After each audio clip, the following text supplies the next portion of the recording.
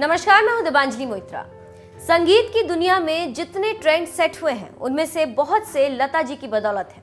वो आज बेशक दुनिया से रुखसत हो गई हैं, लेकिन वो संगीत जगत को एक नई ऊंचाई दे गई हैं। यही वजह भी है कि आम लोगों से लेकर खास हर कोई लता दीदी की आवाज के दीवाने रहे। लेकिन जहां देश भर में लता जी के इतने प्रशंसक हैं, ऐसे में क्या आप जानते हैं कि लता जी किसकी प्रशंसक रहीं?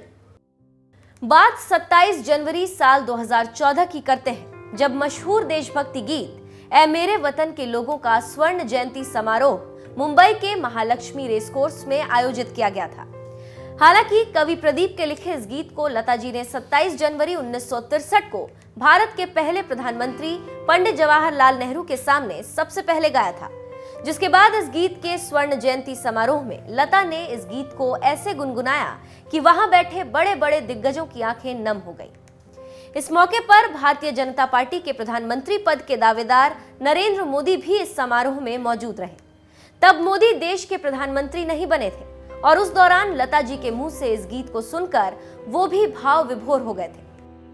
उस समय लता जी ने मंच से मोदी के लिए भाई शब्द का प्रयोग किया था और कहा था कि वो ऊपर वाले की शुक्रगुजार हैं, जिनके कारण उन्हें मोदी जी से मिलने का मौका मिला।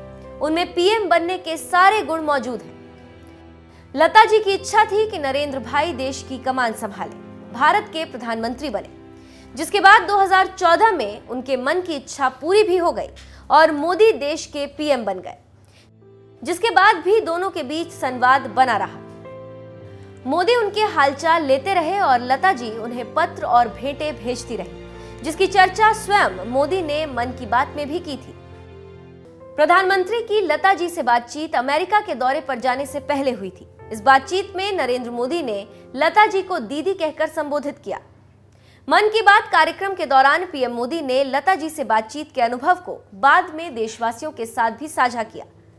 नरेंद्र मोदी ने कहा, लता दीदी से बात करने का अनुभव ऐसा था जैसा किसी छोटे भाई और बड़ी दीदी के बीच दुलार का होता है। आज की मन की बात में देश की महान शख्सियत की बात करूंगा।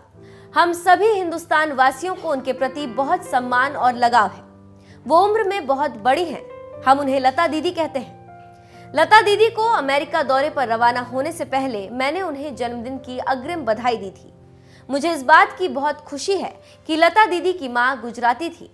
जब मुझे दीदी से मिलने का सौभाग्य मिला तो उन्होंने कोई न कोई गुजराती खाना मुझे खिलाया। लता दीदी ने अगली मुलाकात में फिर से गुजराती खाना खिलाने का वादा भी किया। प्रधानमंत्री नरेंद्र मोदी और लता मंगेशकर के बीच बड़ी बहन और छोटे भाई का जो रिश्ता रहा, वो समय समय पर सामने आता रहा और वास्तव में ये एक अपनापन ही था जो इस तरह से एक दूसरे को अपनों के प्रति चिंता और स्नेह की डोर से बांधे हुए था।